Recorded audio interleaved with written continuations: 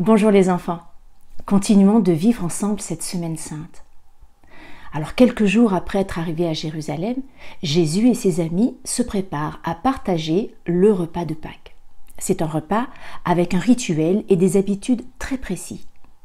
Mais ce soir-là, Jésus savait qu'il serait bientôt trahi, livré, fait prisonnier et mis à mort. Alors c'est le dernier soir où il est avec ses disciples. C'est le dernier moment pour lui, pour leur faire vraiment comprendre ce qu'il voulait leur dire avant de partir. Et cela, il l'a fait avec des gestes et des paroles très particuliers. On regarde. Dans ce cas, nous serons en bonne compagnie. Veux-tu faire passer la cruche d'eau, s'il te plaît? Merci. C'est bon de se reposer après une si longue marche. Seigneur, Seigneur. Pourquoi nous voyons-nous en cachette, Marie? Parce que Jésus est plus en sécurité ainsi. Et personne ne viendra l'arrêter pendant la Pâque. Arrêtez le maître?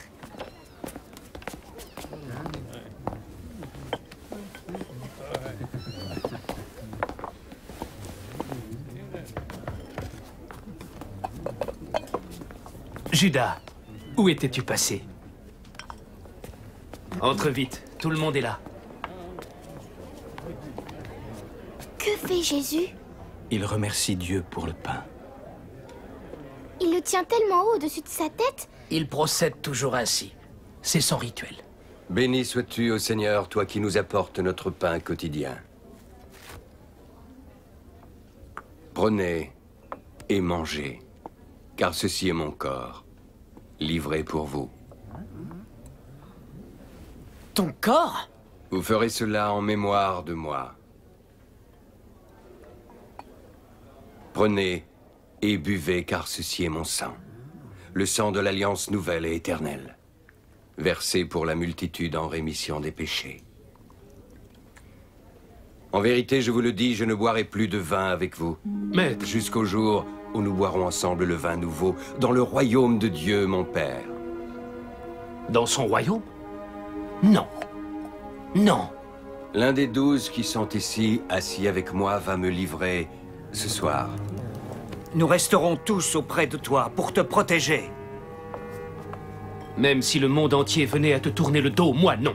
Jamais, jamais je ne t'abandonnerai. Simon-Pierre, Satan voudrait te réduire en poussière pour pouvoir te disperser aux 4 vents.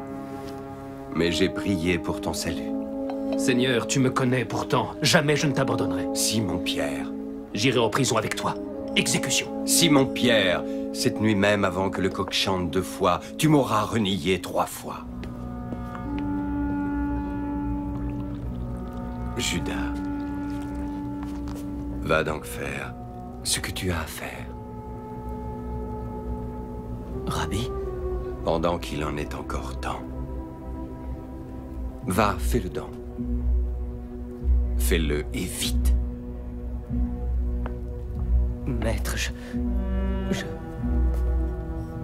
Où va Judas? Le maître vient de lui parler. Il va revenir, ne vous inquiétez pas. L'heure est venue. Vous avez reconnu les paroles que le prêtre prononce pendant la messe. À l'église, quand le prêtre célèbre la messe, c'est Jésus lui-même qui est en lui. Et comme Jésus l'a fait autrefois avec ses disciples, eh bien Jésus, à chaque messe, le fait avec nous. C'est extraordinaire. Maintenant, écoutons le Père Hervé. La communion. Vous et moi, chaque jour, nous mangeons, nous buvons. Et si, pendant quelques jours, je ne mange pas, je ne bois pas, petit à petit, ma santé va dépérir et je vais mourir. Dans la foi, dans la paix avec Jésus, c'est pareil.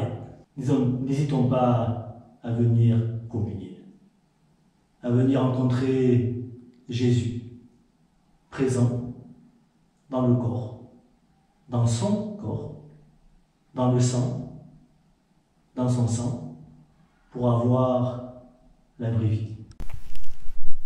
Le soir même, Jésus a eu aussi un autre geste très particulier.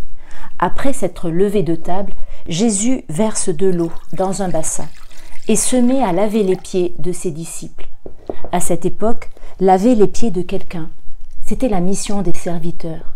Alors si Jésus, qui est Maître et Seigneur, lave les pieds de tous ceux qui l'écoutent, c'est pour nous donner l'exemple de ce que nous devons faire entre nous, se mettre au service du bien de l'autre.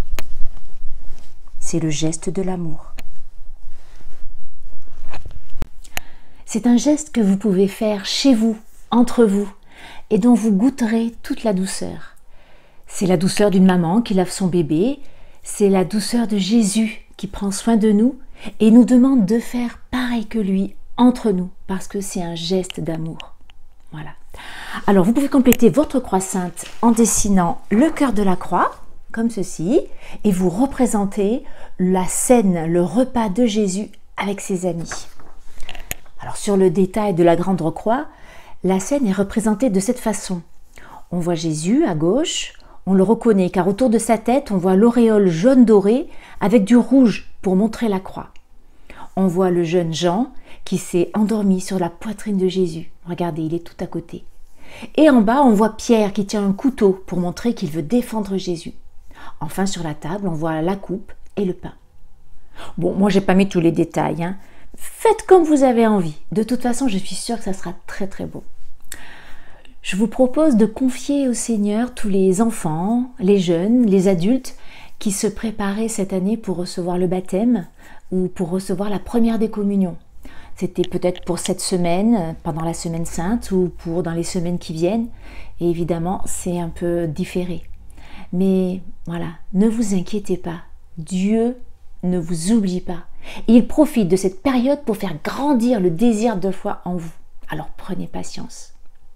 Et puis, je vous propose de nous quitter sur un petit chant, mais pensons à tous nos amis du caté, dans les aumôneries, dans les classes, dans les patronages.